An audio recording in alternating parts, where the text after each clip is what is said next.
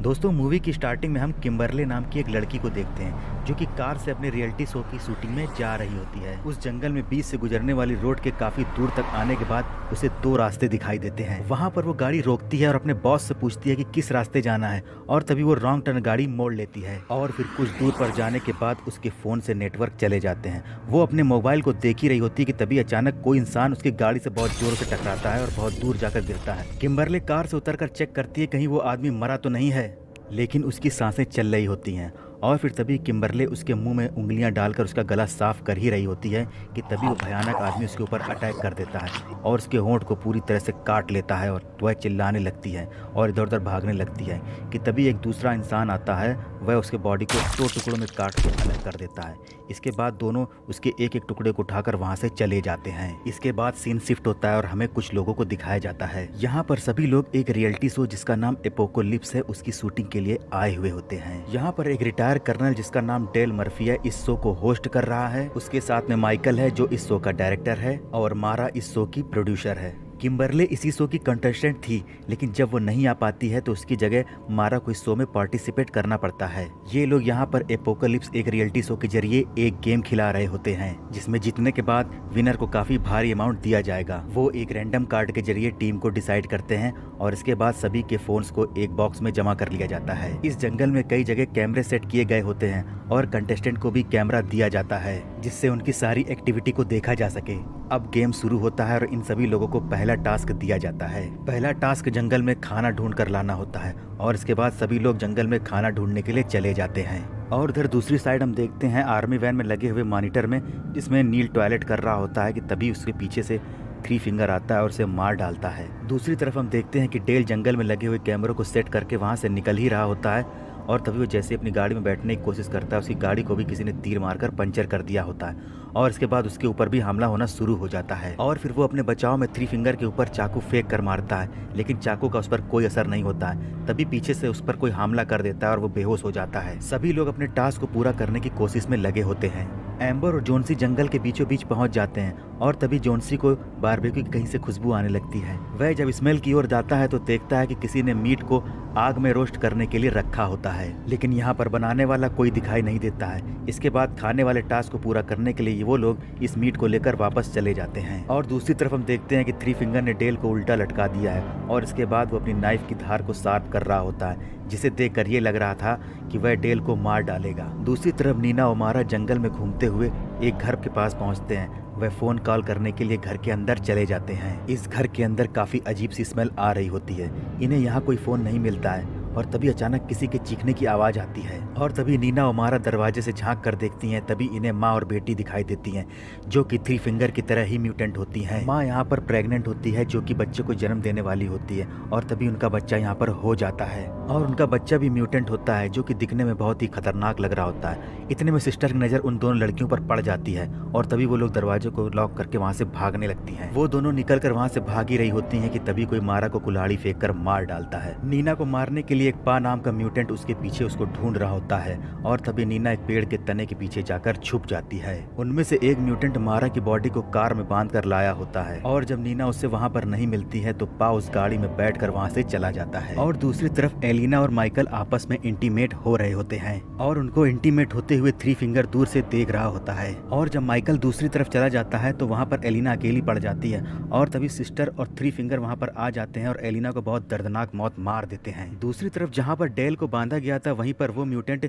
मायरा की बॉडी को लेकर आ जाते हैं। इधर थ्री फिंगर पहले से ही एक बॉडी को काट काट कर उसके छोटे छोटे टुकड़े कर रहा होता है। इसके बाद जब वो सभी चले जाते हैं तब थ्री फिंगर डेल को मारने के लिए चाकू लेकर आगे बढ़ता है, मगर यहाँ पर डेल थ्री फिंगर पर हमला कर देता है और अपने आप को बचा लेता है। यहाँ पर थ्री फिंगर और डेल के बीच जबरदस्त फाइट होती है।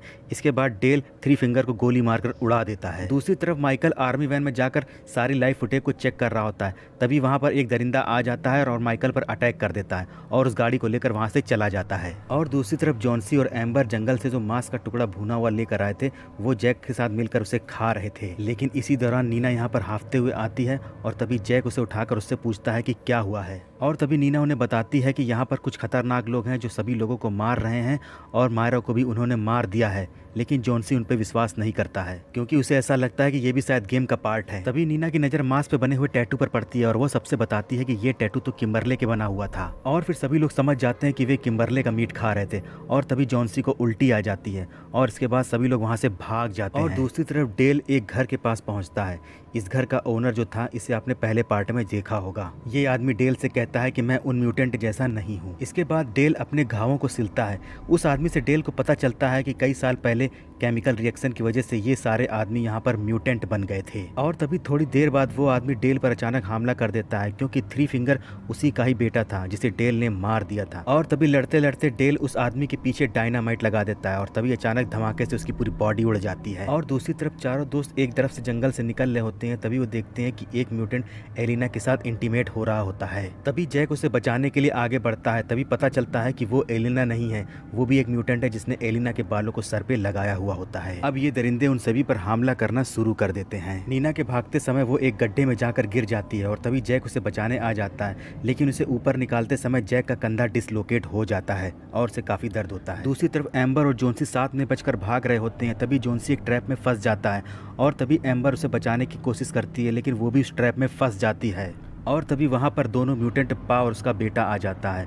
पा अपने बेटे को धनुष देता है और कहता है कि इन लोगों को तुम मार दो, और फिर उसका बेटा उन दोनों को वहीं मार देता है। दूसरी तरफ जेक और नीना दोनों लोग एक सेफ हाउस की तरफ पहुँचते हैं। इस सेफ हाउस में पहुँचने के बाद वो लोग रेडियो और किसी फोन की तलाश कर रहे होते हैं, लेकिन यहाँ पर कोई भी चीज काम नहीं कर रही होती है। तभी ये लोग देखते हैं यहाँ पर कई सारी गाड़ियाँ हैं और वो लोग समझ जाते हैं कि इन सभी को भी उन दरिंदों ने ही मारा होगा। जैक को तभी यहाँ पर उनकी आर्मी वैन दिखाई देती है और तभी अचानक उन्हें माइकल के चीखने की आवाज़ भी सुनाई देती है और जैक उस गाड़ी के अंदर जाता है तो देखता है कि माइकल के टॉर्चर करने की यहाँ पर वीडियो क्लिप चल रही है। और तभी अचानक वो दरिंदे आ जाते हैं और जैक और नीना को भी पीछे से पकड़ लेते हैं। और फिर अगले सीन में हमें दिखाया जाता है कि ये दरिंदों ने नीना और जैक को एक जगह बांध दिया होता है और दूसरी तरफ सिस्टल माइकल की बॉडी को काट कर उसके छोटे छोटे टुकड़े कर रही होती है। ये सीन इतना भयानक होता है कि जिसे देखने के बाद नीना की हवा निकल जाती है। ये लोग माइकल के मांस को पकाकर सभी लोगों को सर्व करते हैं। नीना के लिए भी वो लोग इस मांस को परसते हैं। इसके बाद वो सभी दरिंदे तो उसे बड़े चाव से खाने लगते हैं, मगर जब नीना उस मांस को नहीं खाती तभी एक दरिंदा आकर उसे जबरदस्ती खिलाने लगता है।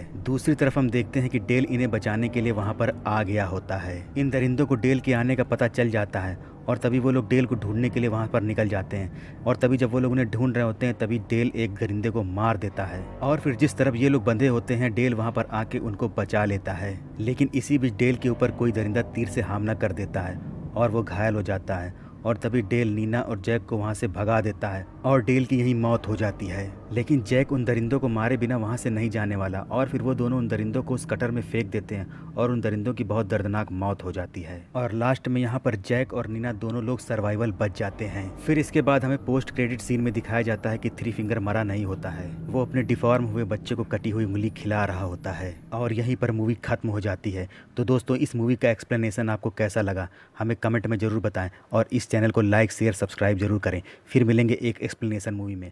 धन्यवाद।